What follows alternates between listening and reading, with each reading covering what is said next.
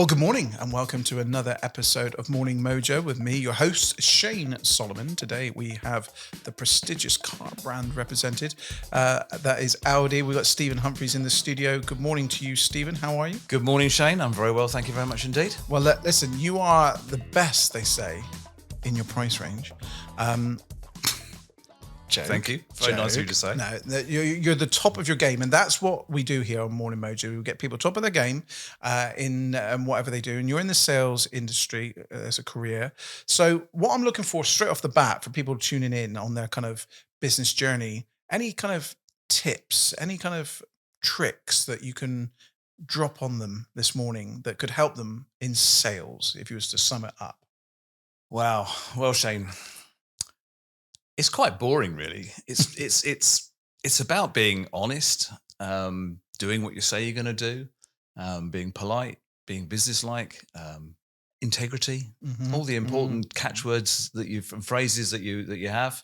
That's what I would say. You're selling yourself mostly, Sure. and if you come across right and you do what you say you're going to do, then that's the thing to do.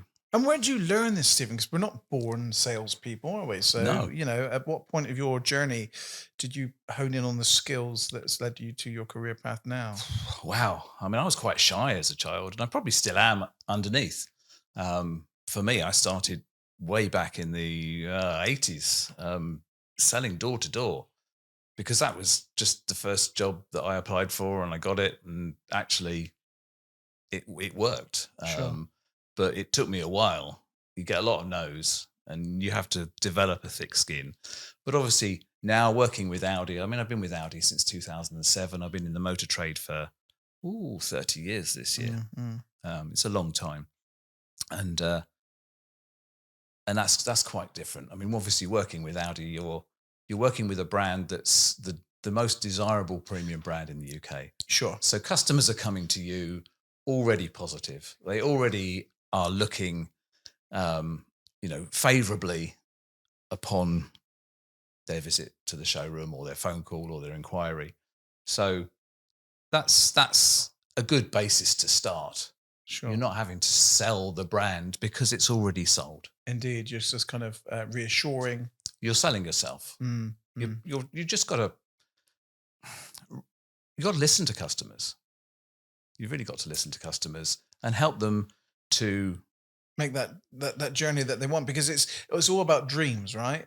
Yeah. People don't go to a brand like Audi unless they're inspired to drive an Audi and to be on that path of success. And how are they going to get there? A lot of people listening to this podcast are on a journey of their goals, and part of their goals could be to have a prestige branded car. Yep.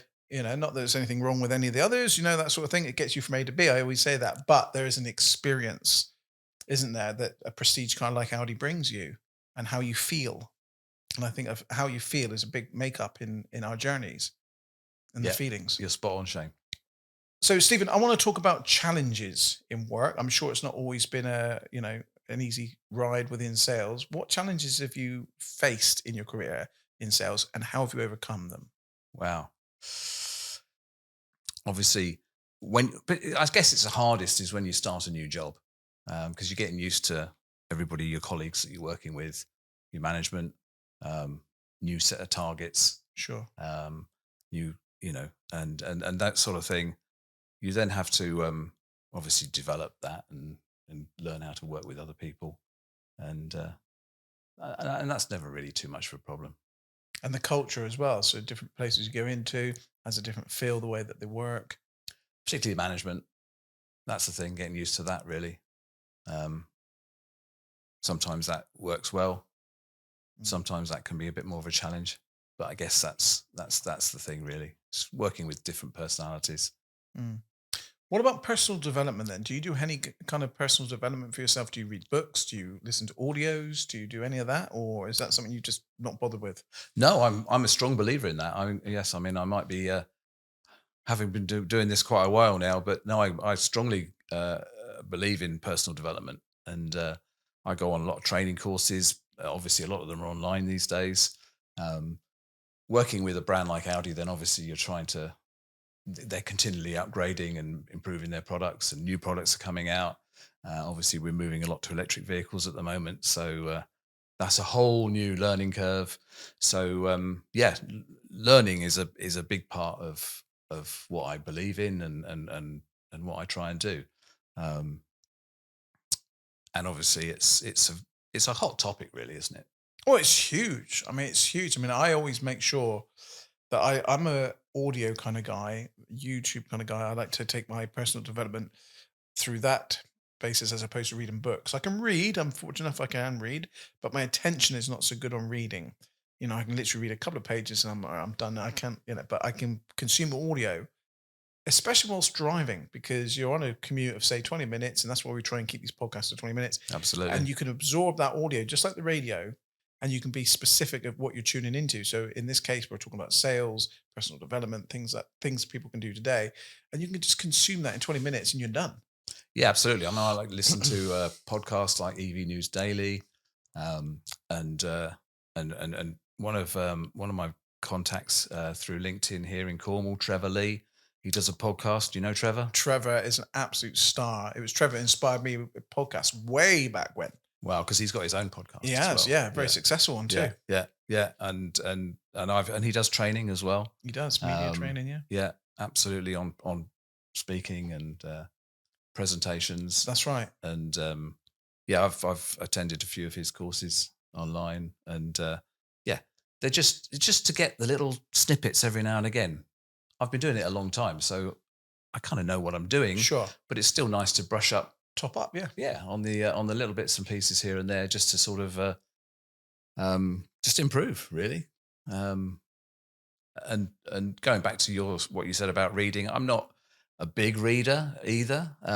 When I very first started out in sales, I did read a book. It was by an American author. I can't remember the guy's name. They're all American, right? Oh, absolutely. I do love the Americans, by the way. Yeah, absolutely.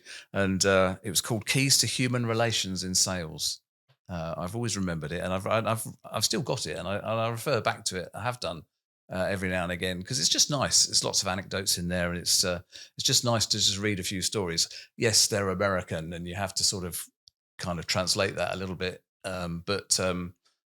But no, I think one of the biggest things that I learned from that book many, many years ago was that you have 2 ears and 1 mouth, and in sales that you should use them in that proportion. And it's all about listening. It's all about helping the customer. And the best way to help a customer is to understand where they're from, what they're doing, what they want to achieve, what they're looking. Why are they there? What do they want to buy? What do they want it to do? And doing that. Do you know, I have a friend who's American, funny enough, a guy called Josh Wagle, and he once said to me, Shane, he said, those who listen make the most money in business. And that's exactly what you're saying, right? The 2 ears and 1 mouth for a reason, because, you've got to listen to what your customers want. Yep. And what their needs are. Yeah. And he said, if you suss that out and you just listen more, he said, you're on a path of success, because, and also you mentioned earlier on about you got a lot of no's, but there's a book as well called that, Go for the No. And it's all about, and again, I mentioned Josh Wagle. He's a very super successful youngster, actually. And he says, like, when you go into a cafe and someone comes up to you and goes, oh, would you like to buy a coffee? And you're the server and you say, would you like to buy a coffee? And you go, no, thanks. And you go, what's wrong with you? This is the best coffee in the world, No, I like tea. I like green tea, I haven't got green tea. This is coffee. This is the best coffee in the world, Stephen. You really must buy it. You should try it. No, I don't want it. I'm spending so much time trying to convince you about the coffee that I'm totally oblivious that sat next to you is someone waiting to buy a Cup of coffee. An easy sell. There's the person that walks into your showroom for an Audi, it's ready to buy, So go for the no, and don't get too het up on the no's, I think. Take away the emotion. Yeah, absolutely. Yeah, completely take away the emotion. In fact, someone said it's a no for now. Yeah. If you take it as a no for now, they might, later on come back and change their mind. Outside of the career, then, what do you do in your kind of personal life that keeps you on, a good tip-top condition mentally, focus, things like that? Do you have a regime in life? Do you, play golf? I certainly play golf. Yeah.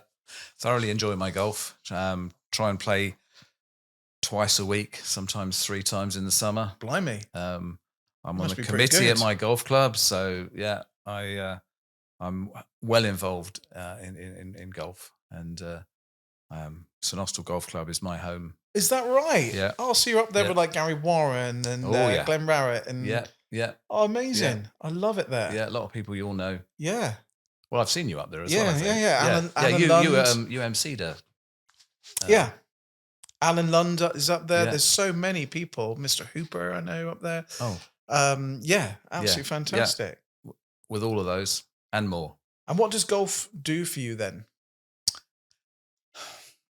Apart from giving you a good walk. Well, yeah, exercise, Mm. good conversation, Mm-hmm. um, fresh air, but it also teaches you, I think, particularly me, to stay in the moment, not worry. You know, if you make a bad shot, everybody makes a bad shot. I make plenty. Absolutely.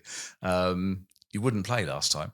No, no. But yes, but forget about it. You can't do anything about it. It's gone. So Yeah, sure. it's what's coming up next. It's what's now, and it's the next. All about the next shot, and just it's always that the Yeah. whole way round. Yeah, yeah, yeah. So, what about stress? How do you manage stress and targets? And is there any stress in your world? I mean, sales can be the highest paid kind of a career out there if you get it right. Mm-hmm. But it is target driven, Yeah. especially when you're with a brand such as Audi. You're going to have targets. How does Stephen manage any stress that enters your life? Do you just go and play golf, or how do you manage it? Yeah, golf, walk the dog. Got a wife at home, loving wife, Mhm. and we talk about things. We both sort of talk about our days when we get home at the end of the day, um, and but also I don't carry any baggage, so I'm quite good at leaving work at work. Mm. Um, so that works for me. How does it work for you? Well, for me, I enjoy many things. The most simplest is time with loved ones and going out and just being and Yeah, just and enjoying time with friends and family. So I love having people around our house. We're a very social. social house. Yeah, Many people in our village call us the party house because you come over to Hell's and Shane's place. It's just like it's just good vibes. I can imagine that, Shane, knowing you. And it's just music's always on, doors always open for friends and that, and just chilling. And I also like playing pool, and I sponsor Cornwall County pool team, and I'm really passionate about that. I don't mind a round of golf. I'm not that good at it, but I'm a summer golfer, so you only find me out when it's really good weather. Yeah, there's been a lot of Um, rain recently. Been relentless. you haven't been playing in that, have you? I have. Have you really? Yeah. Fair play. If I can get out there, I do. Yeah. Yes, it's muddy, it's wet, but it's still exercise. It's still banter with your mates, and it's still good fun. We had one of our friends, Sean Wallace, the Dark Destroyer from The Chase, on this very podcast. And he was saying about his kind of daily routine that he goes to the outside gym every morning Wow. to start his day, Yeah, regardless regardless of the weather. of the weather. Because of that, he just gets it done, cracks on, and then that's it. He's set up for the day. Yeah. And, everyone has that kind of routine, I think, as well. And so I think routine is good. What about, do you have like a wake up routine? Do you have like a go to? Do you have to have a coffee first? Do you walk the dog? What's your... No. I mean, my wife's usually awake before me. Mhm. So when I wake up, it's usually I wake up. I'm pretty happy straight away, so I'm Mm. pretty on it, and try and make her laugh. Try and we have a laugh and a joke, and I ask her what's been going on in the world Mm. because she's usually on her phone. Sure. Yeah, yeah, yeah. See if there's any news that has happened overnight that I need to catch up on. Yeah. And then one of us, we usually take it in turns. We'll go down and make a cup of tea or coffee. It's not a ritual. We don't have one or the other. Could be either. Mm. Dog sleeping at the top, at the bottom of the bed. So she's getting old. So that's what we do, and then we'll go downstairs and just have some breakfast, make my lunch for work, and get off. If it's a work day, if it's a golfing day, Yes. then it's usually just a banana and out the door. Yeah, Put my clubs in the car, yeah. and away I go. So in my mind, whistling. Yeah. I've got to ask, what's your handicap in golf? What number are Oh, you? uh, You're probably like, I'm gonna have a guess here. 7.4. Oh, yeah, I was going to go for a 5 or 6, but 7.4. okay, that's impressive. Yeah, we're definitely not having a game then. Yeah. Absolutely annihilate me. I don't think there's enough handicap in golf for me because what's it? 28 is the maximum. Used to be, isn't it anymore? What is it now? I don't even know. I don't know. Oh, right. It's 30. But definitely 36. Oh, really? Yeah. Oh, yeah. So I'll be all right. Yeah, you'll then. be fine. I'll be fine. You'll be fine. And if you played regularly, you get it down. Yeah, I'm just It's inconsistent. course management, a lot of it. Yeah. Because you don't have to swing the club very hard for it to go a long way. Sure. No, that's just about timing. Yeah, that's just right. about timing, accuracy. Yeah. Make it sound so simple. It's not that complicated. We do make it complicated, but it's not that complicated. No, quite. It's a bit like sales. That's not that complicated. That's not complicated, either, really. Well, look, coming back, you just do what you say you're going to do. As I said earlier, yeah, sure. If you said you're going to get back to a customer, you get back to a customer. Communication, right? It's communication. Yeah. I mean, at my age, I need to make notes because sometimes a customer will call you in the showroom and you have a chat and you say, "Okay, yeah, I'll do that." You need to write it down immediately. You need whatever you've said you're going to do. You write it down. Write it in your diary. Write it on your phone, wherever you need to write it. Write it down, and then you'll do it. Sure. I'm a big fan of writing things down.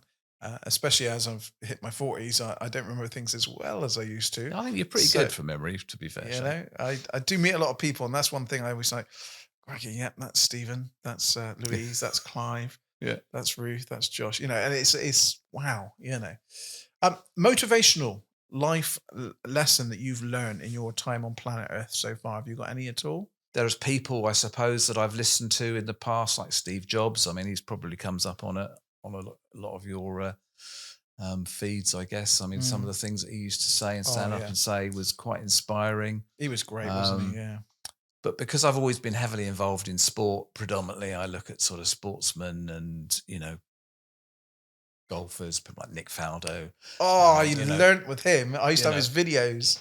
Did you? Yeah. Well, his teacher was David Ledbetter, and I used to. That's right. And I used to have David Ledbetter's videos. No way. Yeah, well, he did the videos with David Ledbetter. Yeah. Back when we had VHS videos. That's right, VHS. Yeah. Oh, dear me, yes. And I remember watching that, and he taught on this video about chipping around the green with a 7-iron. And I remember thinking, I used to have to do that with a pitch and wedge. Yeah. And he was like, "You just bump and run, sort of thing." And that's one thing I still remember from that video, and I always do that now when I'm around the green. Yeah. A little chip with the 7-iron and let it run. Yeah, it is easier. Yeah. Depends on what you got to go over. Obviously, you can't use a 7-iron if you've got to go over a bunker. Sure.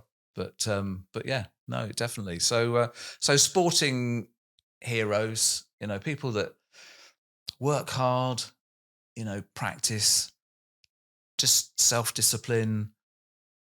It's all important. Motivational life lessons, isn't it? Mm. I'm gonna have to make sure I invite you to a sporting club event up in London with a golfer. Next time we have a golfer there, because you would love that. Yeah. Because these guys come along for a speaking lunch at the sporting club for maybe 40 minutes. Yeah. And they talk, obviously about the sport, but they talk about their lessons, their motivations, what got them to where they were. And it's always interesting to hear. But I think one of the biggest common themes is just never giving up.